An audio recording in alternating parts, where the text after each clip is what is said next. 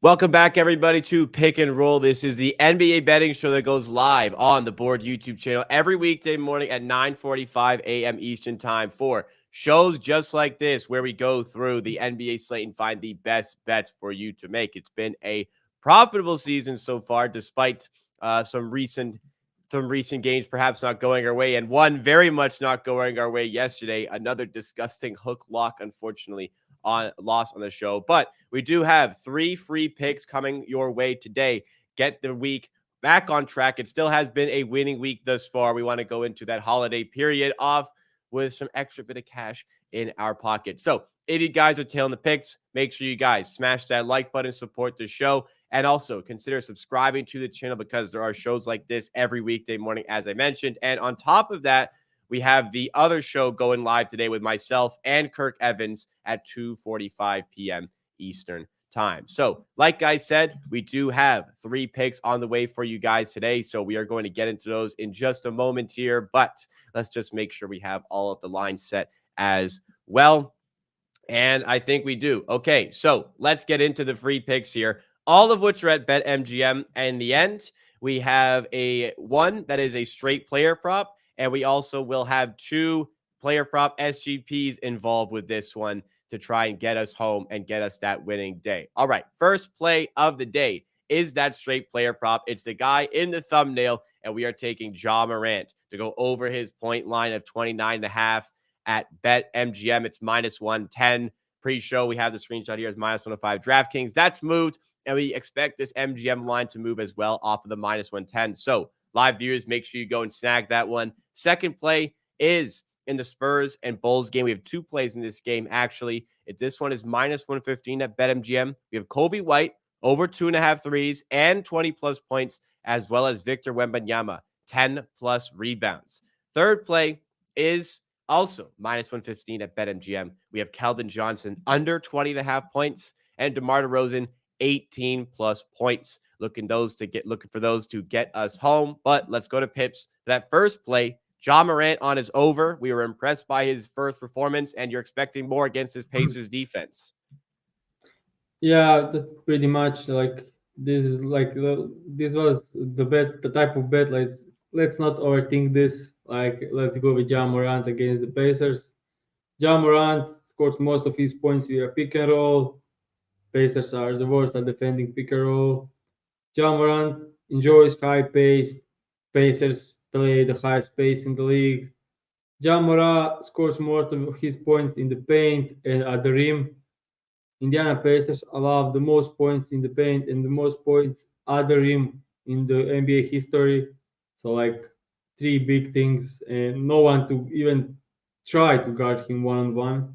We saw last game Herb Jones, Jason Daniels, 2 amazing defensive players, switching on him, trying to double team him, all kinds of stuff. He still ended up with 34 points in the first game back, missed all threes. Now going against the Pacers, yeah, I think this is like unique matchup that he should crush. Yeah, I asked for the handicap for the show purposes, but like I knew what it was going to be here. We spoke about it from the last game he played, the first game back against the Pelicans. They have the best defense to stop his game, which is scoring in the paint, driving and pick and rolls. And he still had a really good night. So let's put him against the team that does the absolute worst at these things and see how he does. So yeah, this one, not overthinking it, going with Ja Morant on this one. All right, let's go to that second play. It's the first of 2 that involve the Spurs and the Bulls. You have Kobe White over on 2 different lines, both highly correlated. If he gets to 20-plus points, then he may need at least 3 threes to do so. But you're also going to take Victor Wembanyama on the rebounds here. Talk to us about this play while we're backing Kobe White in Zach LaVine's absence.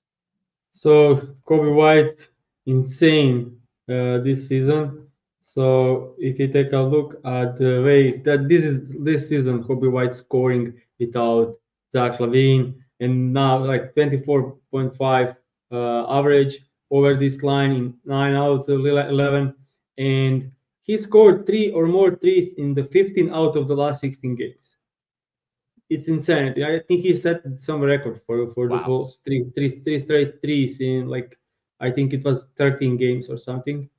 Insane run. And we saw Damian Lillard 40 points on scored on the on the Spurs mostly by threes. I think he got 7 or 8 threes.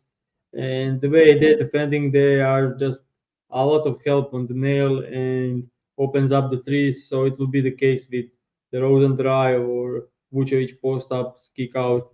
So he will have plenty of chances to score threes. And I don't think he's scoring 20 or more points without at least three threes because Yeah. that's the biggest part of his scoring. So this is very well correlated. On the other side, also they played 2 weeks ago, and Kobe White scored 5 threes in that game. So yeah, and Wembanyama, second part of this bet, had 20 rebounds in that game. And since starting at the five, he had 13 or more rebounds in all 5 games, average 16 rebounds a game. That's just insanity, and that's something we actually expect from a guy that size when he's playing at the five and getting all the rebounds inside. So yeah, I just think if he had 20 rebounds in the last game, he should be able to get that. And here, like Bulls are probably average matchup for rebounds, but yeah, I mean he had some tough matchup for rebounds. He still got 13 and 14. So yeah, I just see this game for like Wemby to be a huge game for him. All right. So all, there's the all first. around, Sorry, what was that? all around huge game for Bambi should be the So there's the first play from the Spurs Bulls. You have another play involved as well. We're going DeRozan on this one, and we're taking the Keldon Johnson under for the second time this season. Talk to us about this play. so that's because before the show I rewatched that game, even though I watched it when it was live.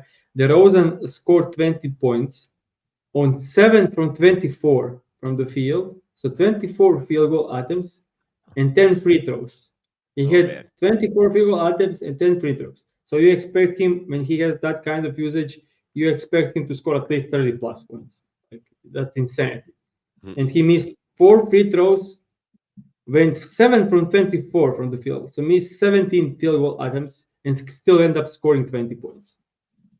And Wow. yeah, that's like the lowest you can see from there was like probably the worst game of the season, and still cover this line. So I'm going back to 18 points from him.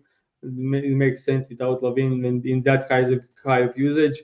This is his game is against the without Lavin, and you can see just crashing the lines. This under 14 points, that's our bet when we had him under Denver Nuggets. Oh, And well, we had so him yeah, under. yeah. Okay. So it Good. was it didn't make even sense to go over in that game that he hit the under, and the Philadelphia 76ers under his Nick Nurse double teaming him all the game, all entire game. So like in 2 unders he wasn't even supposed to go over, and now he gets the great matchup against the Spurs that are terrible defense, allowing so many points. And I'll just go back to Kobe White and DeRozan for just a second.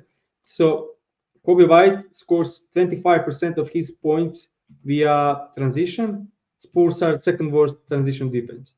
He scores 25 his scores via pick and roll ball handler. Spurs are third worst defense there, and he scored 50% of his points via spot up. And over the last 15 games, Spurs are seventh worst in that part of defense. And it doesn't change much for DeRozan, who also scores a majority of his points via pick and roll ball handler, post ups, and transition. So yeah, perfect matchup for both Kobe White and DeRozan. And the last part of this bet is Keldon Johnson under 20 and a half points. Uh, if you look at the graph, he's like a lot of games, he is in the range of 20. And even the last game again against the Bulls, he scored 20 points. And he scored 20 points while shooting 6 from 11 from 3. So he made season high threes and still end up not covering this line. So if you take a look, this is in games that Bambi and Vassell were in and playing, and we can see 16.2 points average. The overs were really closed ones and wasn't great. And the thing is, he's heavy driver to the rim. So he's driving to the rim like that's the way he scores most of his points. And And Bulls are great defense on the drives. Like they don't allow anyone to drive. They just help on the nail. And Keldon Johnson was guarded by Caruso on some possessions. And if he wasn't guarded by Caruso, he was guarded by Patrick Williams. So he is getting the toughest matchup of any Spurs player. And as I said, last game, he didn't attempt a single two-pointer shot. He had 11 field goals attempted, and it was 11 threes. And I don't see him scoring six threes. He made two in the first quarter when Caruso slipped on one possession and he left open in the corner, made that one. Next possession, wide open three, made that one, and then just started pulling up whenever he got the ball. He was like trying to see if he's hot streak, like usually when the shooters do when they make two threes, they will pull up for a third and the fourth one soon. And he made some crazy pull up threes. So I don't see that from Keldon Johnson in this game again. Like it was one of the outlier games for him because if you take a look at the last game against the Bucks, he made zero threes on one attempt. Against the Pelicans, he made zero threes on four attempts. So it's not like that's his game, and I don't see him scoring six threes a game. Like he didn't score like that's his probably. I don't think it's. I don't know if it's career high, but it's season high threes, and still didn't cover it. And him shooting 60% from threes for sure not something we'll see regularly. So if he don't score like at least four threes, four threes, I don't see him going over, and him scoring four threes is highly unlikely. All right. Question here from the chat here. So always comparison to ESPN. ESPN almost always has better lines these SGPs. But if you are playing ESPN, there's plus 105 on the same bet that we just mentioned, Keldon Johnson and DeMar DeRozan. Or you can get an extra point on Keldon Johnson's under and play it for minus 111. Which one would you recommend, Pips? I'll go extra point in this case. This is not a huge difference between the price, and I think one extra point could mean. I think one extra point means way more than 16 cents. Here does. So I think it's like 105 is 48% implied, and 111 is like 53%. So it's like less than like it's a 4% difference in the line value, and I think 1 point means more than more than that. Agreed on that one. That's what you can get out of ESPN Bet. But let's go to the recap. This is another nasty one, guys. I say it's up. This is a nasty one. Have to update the hook counter again. 2-6 on hooks this season. So that's when a line that's high enough for hooks to be relevant ends either 0.5 over or 0.5 under. So far, we've won on the half point or half assist twice and lost 6 times. Yesterday, was another example of losing it. Alperen Şengün had 14 points 3 minutes into the second half, and that was it for him. He fails to cover the line. Our other bets, Siakam had a hot start, but eventually the handicap comes true as to how Denver are going to play him, and he did not get over his line. Michael Porter Jr. honestly didn't play too well, but gets over his line. And the other loss was Jakob Poeltl on the 1 and 2 day. If I may, on Jakob Poeltl here, we spoke about, the Raptors have to go to pick and roll. They have to use Poeltl, get Jokic in every defensive set possible. So what does Raptors head coach Darko Rajakovic do? None of that. He does none of the things that would have made the team successful. The Raptors honestly could have gotten blown out in this one. And as a result, Jakob Poeltl is the casualty and doesn't get any success, any love out on the floor. But Pips, your thoughts on these Raptors bets? Because I as you know, I wasn't watching as intently as normal. I was a bit furious when I watched the first quarter when they put Michael Porter Jr. or Pascal Siakam and switched Jamal Murray, KCP on him, and then he will drive post up, and they didn't help. So he had easy scoring in the first quarter. He had 9 points.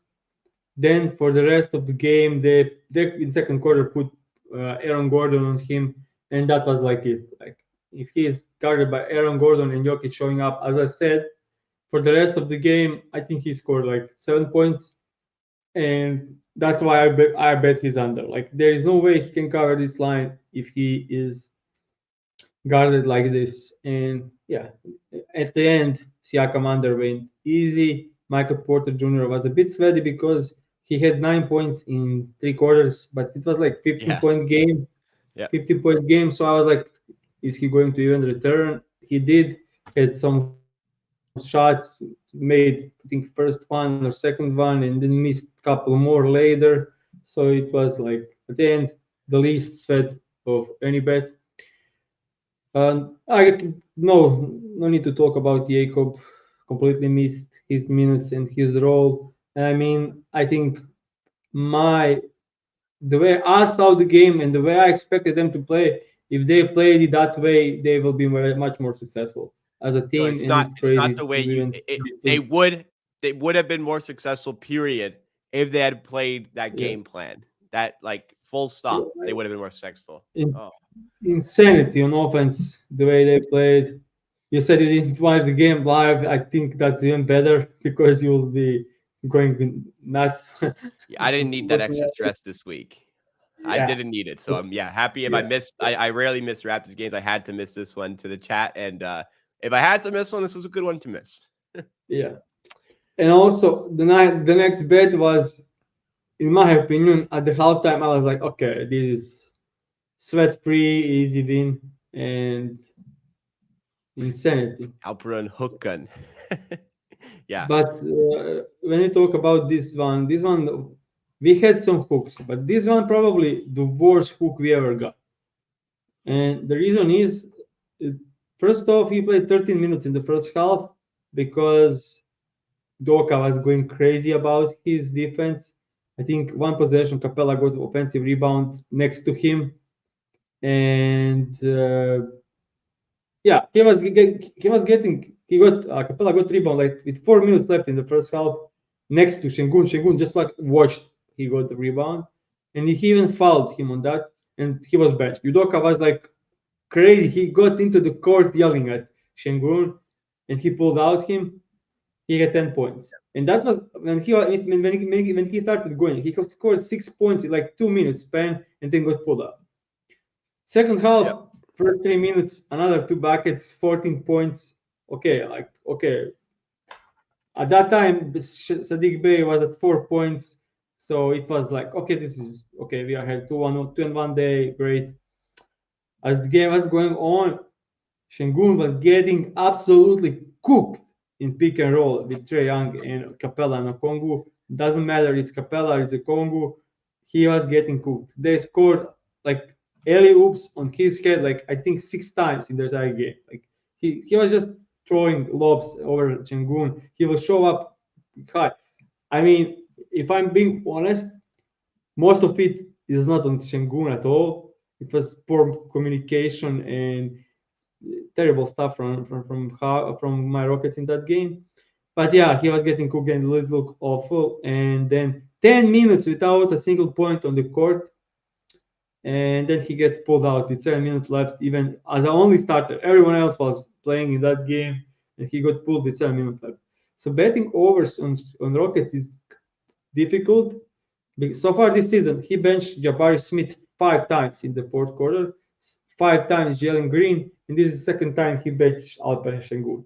Or actually, first time he benched in the fourth. He benched him a couple of times during in the first half. Never benched him in the fourth quarter. And honestly, I didn't saw it coming. Like it's Şengün. I don't know. I know what our offense can't work without him, and we are down 12 points. So like pulling him out, insanity. But yeah, I'm gonna rant a bit, but it's one of the worst losses we ever had. It's Yeah, it. that was tough, especially like given the circumstances. It's not like in a period where we like we're doing really well like this, like we really really could be using that win. So that one stings a bit. Going back to my hook counter because there's a comment about it. Chance says that winning a bet by one assist or rebound is not a hook, and usually I agree with the hook counter. How I usually do it is the point line is 12 or higher.